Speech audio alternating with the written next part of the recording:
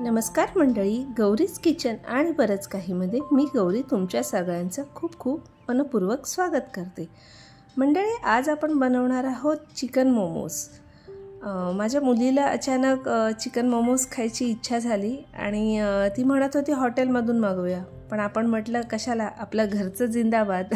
So चला आपण त्याच्यासाठी लागणारी जी चटणी असते मोमोजची ती सर्वात प्रथम बनवूया। त्याच्यासाठी मी 3 ते 4 टोमॅटो घेतलेले आहेत आणि ते असे छान आपण गरम करून घेणार आहोत, गॅसवर भाजून घेणार आहोत।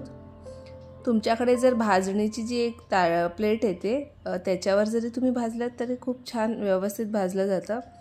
गॅसवर भाजण्याचं कारण आपण हे नॉर्मली वाफवून पण घेऊ शकतो, पण याची जी चव असते ती खूप वेगळी आणि छान लागते। आणि बाहेर मार्केटमध्ये जेव्हा आपल्याला मोमोजची चटणी सर्व केली जाते ती अशाच पद्धतीने असते।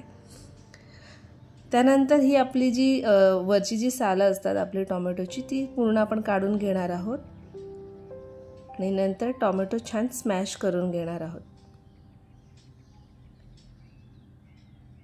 चटणी खरंच खूप छान लागते। आता ही सगळी प्रोसिजर करताना मी एका साईडला जवळजवळ 6 ते 7 एक बेडगी मिरच्या आहेत त्या भिजत ठेवल्या होत्या गरम पाण्यामध्ये, त्यामुळे त्या आपल्याला लागणार आहेत बेडगी मिरच्या, त्यामुळे एका साईडला मी त्या व्यवस्थित पाण्यामध्ये भिजत ठेवल्या होत्या।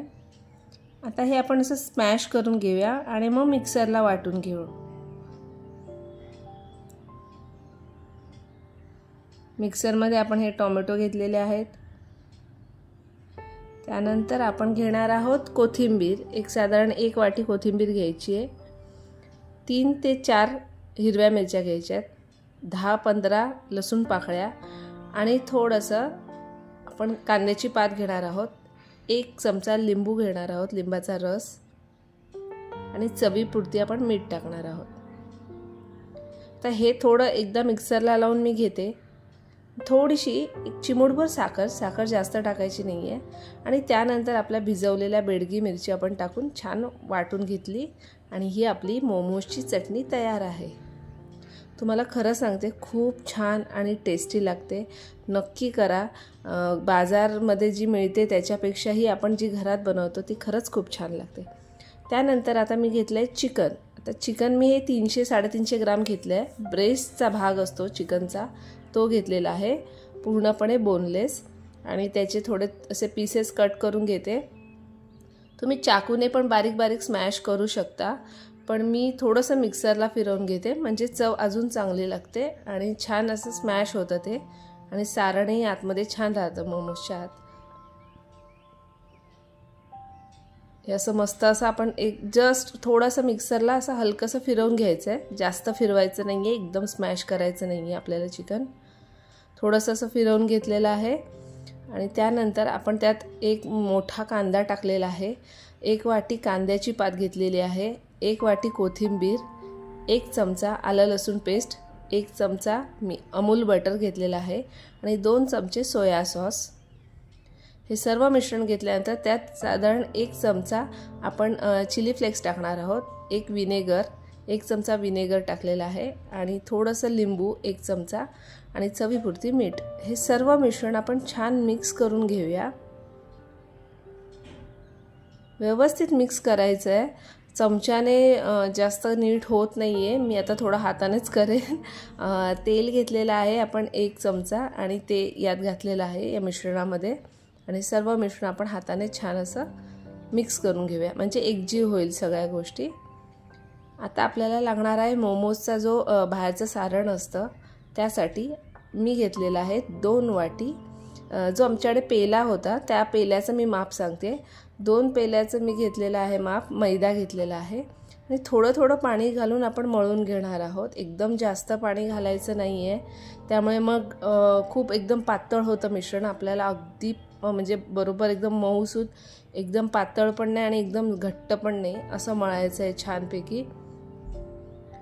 आणि जवळजवळ एक 10 मिनिटं मी छान मिश्रण मळून घेणार आहे, कारण काय पीठ हे चांगलं मळून घेतलं पाहिजे। तेलाचा हात थोडा थोडा मध्ये मध्ये लावत आहे, आणि त्यानंतर आपण एकदम चांगलं असं चेचून घेणार आहोत हाताने, पूर्ण चांगलं मळून एकदम व्यवस्थित. जवळजवळ 10 मिनटं मी ही प्रोसिजर केली आणि चांगलं पीठ आपटून घेतलं. तुमच्याकडे खलबत्ता असेल त्यानेही तुम्ही करू शकता, वरवंट्याने आपटून घेऊ शकता पीठ.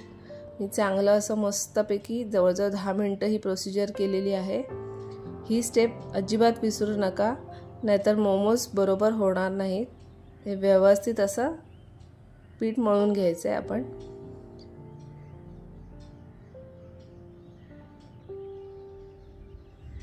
छान असं आपलं आता पीठ 10 मिनटं मळून झालेलं आहे. आता हा गोळा मी असं एका भांड्यात ठेवते आणि त्यावर एक सुती कापड घालून ठेवणार आहे ओलं करून. हे असंच ठेवायचं म्हणजे पीठ अजिबात घट्ट कडक होत नाही.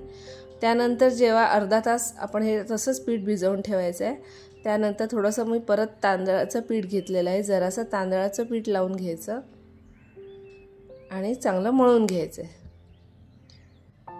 आता एका साईडला मैदा घेतलेला आहे थोडासा सुका, जेणेकरून आपल्याला पोळी लाटता येईल त्याची छोट्या छोट्या पुरीसारख्या. आता हे बघा, हे असं एक गोळा घेऊन चांगला असं लांब त्याची मस्त अशी वळवून घेतलेला आहे आणि त्याचे असे सुरीने कटिंग केलेलं आहे, म्हणजे सगळे गोळे समान होतात, सगळे व्यवस्थित वाटतात आपल्याला.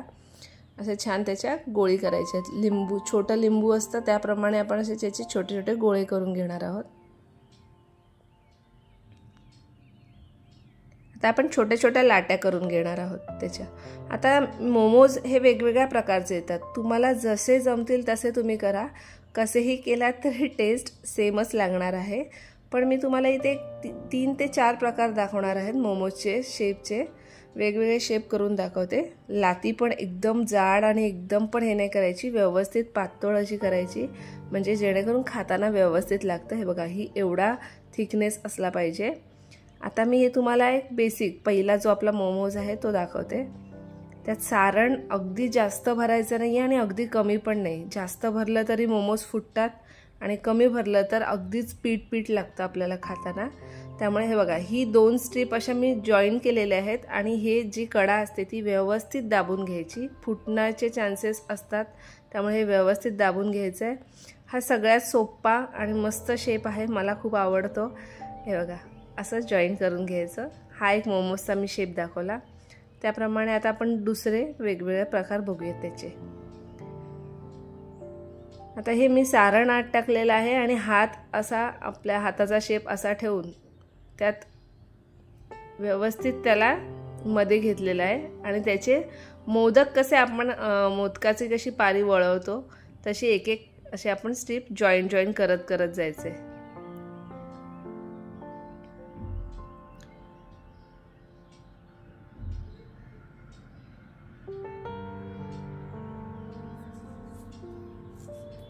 ही झालेली आहे मोमोजचा दुसरा प्रकार. त्याचप्रमाणे आता आपण तिसरा एक प्रकार बघूयात. अतिशय सोपा आहे, तुम्ही कसंही वळवलं तरी टेस्ट तीच असणार आहे. ही सगळ्यात सोपी स्टेप आहे. हे 2 असे पारी चिटकवून घ्यायचे आहेत आणि समोसाचा सारखा एक आकार द्यायचा आहे त्याला. हे बघा, एखादा त्रिकोण मस्तपैकी बनलेला आहे छान. हा झाला तिसरा प्रकार. चौथा जो प्रकार आहे तो मी आता इथे तुम्हाला खाली ठेवूनच दाखवते. या घड्या अशा वळवत जायच्या आहेत हाताने. आपण मोदक करतो तशाच, पण थोडीशी वेगळी पद्धत आहे. हा झालेला आहे चौथा प्रकार. असे मी एक भरपूर असे प्रकार वेगवेगळे करते. मला आवडतं असे वेगवेगळे शेप्स द्यायला. मोमोज मार्केटमध्ये तुम्हाला जी पहिली स्टेप दाखवली ती बेसिकली सगळ्याच मार्केटमध्ये कुठेही हॉटेलमध्ये आपल्याला तशीच मिळतात. हे आपण वेगवेगळ्या पद्धतीने करून बघितले तरी छान वाटतात, दिसायलाही छान वाटतात, खाताना अजून मजा येते. त्यामुळे असे वेगवेगळे तुम्ही शेप नक्कीच घरी करून बघा, तुम्हाला जमतील.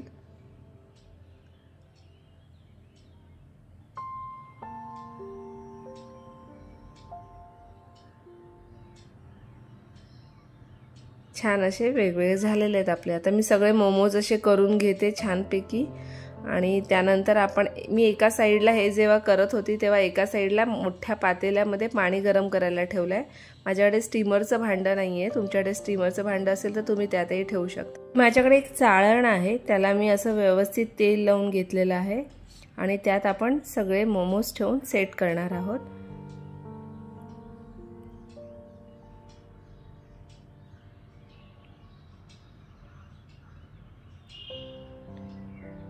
हे आपण 20 मिनटं 20 ते 25 मिनटं आपण मोमोज ठेवणार आहोत स्टीम करायला।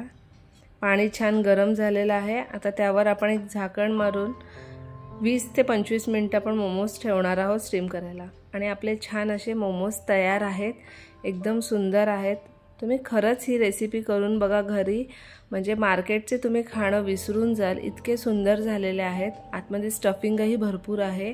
आपल्याला बाजारमध्ये जे मिळतात मार्केटमध्ये किंवा हॉटेल्समध्ये वगैरे ते इतकं स्टफिंग ते लोक फील करत नाहीत आणि इतकं छान पद्धतीने नाही आपलं बनत जे घरात बनतं।